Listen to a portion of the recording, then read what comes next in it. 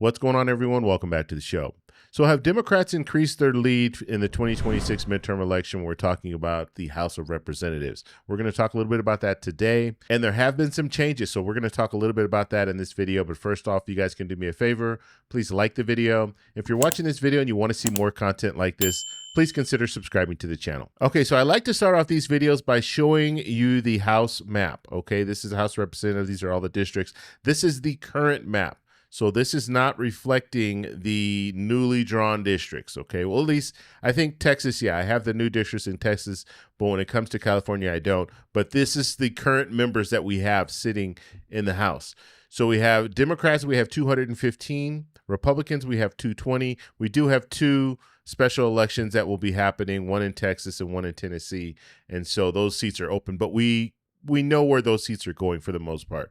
So one will go to a Democrat, the other one's going to go to a Republican. So that's why we're looking at 215 to 220. You might see some other information out there showing 214 and 219. Okay, and that's the reason why.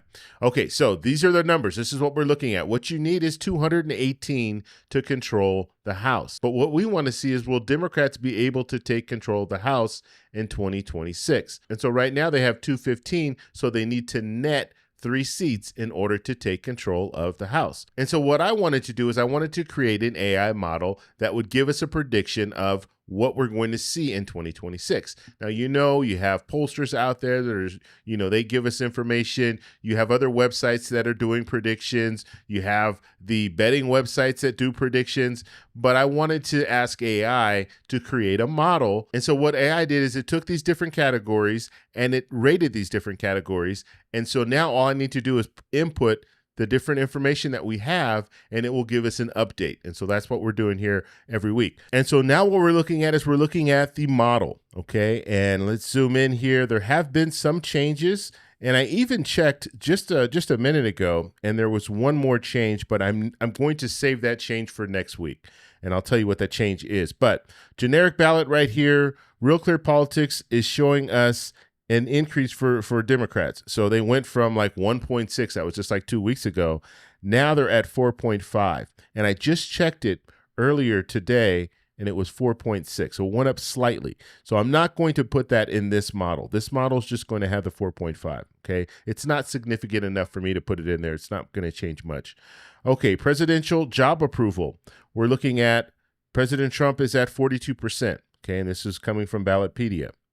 We're looking at the economy. Now, this is something that we're probably not going to get information. We might get some information from October. However, the current administration has indicated because of the government shutdown, some of this information they might not have. And so we might not get a CPI or inflation report for October. They talked about unemployment. They might have some, like a partial unemployment numbers. So this is, for October, we might not see anything. So what I'm going to do is I'm going to use what we had before. The anticipation, the predictions that are out there right now, they're anticipating that it's going to get worse. Okay, so when it comes to GDP, we don't know when we'll get that information. When that comes in, I will update this, but right now it's at 3.8%. Okay, CPI, we did get some information for September. They had to put that information out because they needed to release the cost of living adjustment for people receiving Social Security benefits. And so they put that out, it's 3%. Unemployment, this is what we think in October is going to be partial. Okay, so we don't know what's going to happen, but if it's partial, it might not reflect this 4.3%, but we're going to keep 4.3% for now.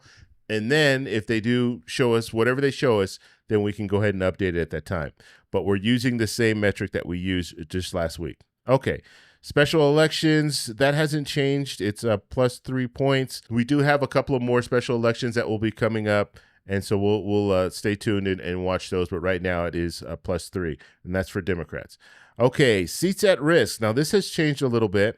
So it's 6 toss-ups for Democrats, 10 toss-ups for Republicans. Actually, I said it's changed a little bit, but that's over the last couple of weeks. Last week, it was the same. Okay, and understand what we're doing. We're talking about seats at risk, and we're getting this information from the Cook Political Report.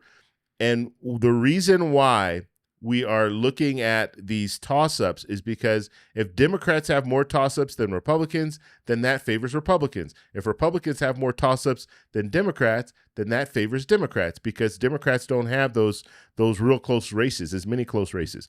So looking at this right here, you only have 6 for Democrats and you have 10 for Republicans. So that gives us a +4 for Democrats. Democrats are favored in that. Okay, now let me show you the calculation here. And so we're looking at the calculation.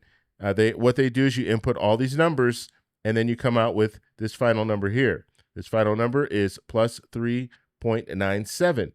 This favors Democrats, okay? The pluses favor Democrats, the minus would favor Republicans. So now we see the seat change. The seat change is now +40 seats. And so that gives Democrats a huge advantage. Remember, Democrats only needed to net 3 seats in order to take back control of the House.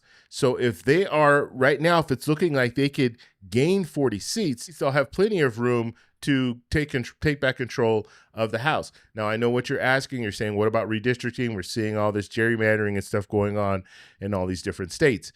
Even with the gerrymandering, let's say Republicans were able to redistrict and they were able to gain 20 seats. Plus, Democrats needed 3 seats. So Republicans have that 23-seat advantage, but Democrats win by 40, so they still win the majority.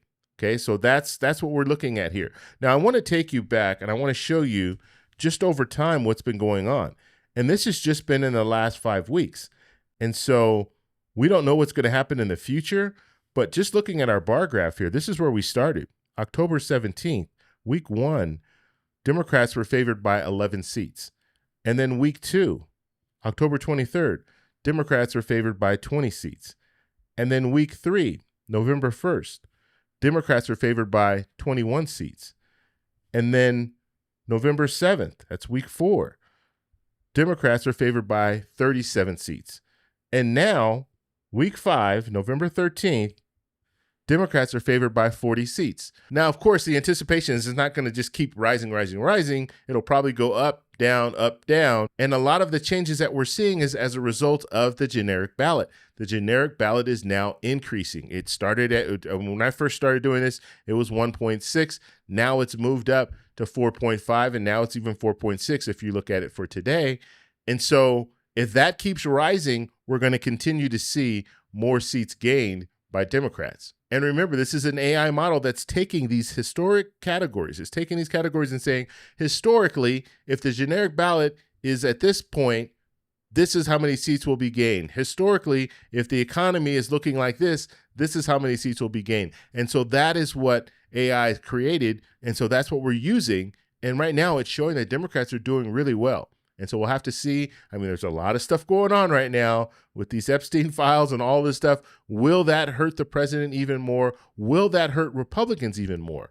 One of the interesting things that I heard the last couple of days, we're talking about these whole Epstein files, and you heard that some Republicans now in the House, at least 100 of them, they're saying, will vote to release the Epstein files. And so you have Republicans in the House that are now, they don't want to be tied to this whole Epstein file thing because they know that they're going to be running for re-election. And so they're saying, you know what, just release them. And so now they want to vote to release those files. And so they're distancing themselves from the president because, and I said this all along, a lot of these politicians are going to have to defend the president's record. So you have these Republicans that are running for re-election in the House and in the Senate. They're going to have to defend the record of President Trump. And if the record is good, then it's easy to defend and they will probably win. But if the record is bad, if we're looking at an economy like we're looking at right now where people are dissatisfied, well, guess what? It's going to hurt them. It's going to hurt those incumbents. Also, when you have baggage, you have these scandals going on with this Epstein files and stuff like that. That is also going to hurt them and they know it. That's why they're trying to get away from that, trying to distance themselves. So when it comes back, like who voted to release the Epstein files and who didn't vote to release the Epstein files, they don't want to be on record saying that they voted not to release the Epstein files. They want to be on record saying, no, we voted to release the Epstein files. So we'll have to see what happens in the very near future. But right now, if the election were today, Democrats would win 40 seats according to AI. I want to know what you guys think. What do you think about those numbers? Let me know in the comments below. If you like this video, please give me a thumbs up. Please subscribe for more, and I'll talk to you in the next one. Bye. So that's all we have for this video. Make sure if you guys want to send me an email, you can do that, david@thetecshow.com. Like the video, subscribe for more, and check out these videos over here for some more great content. Talk to you later. Bye.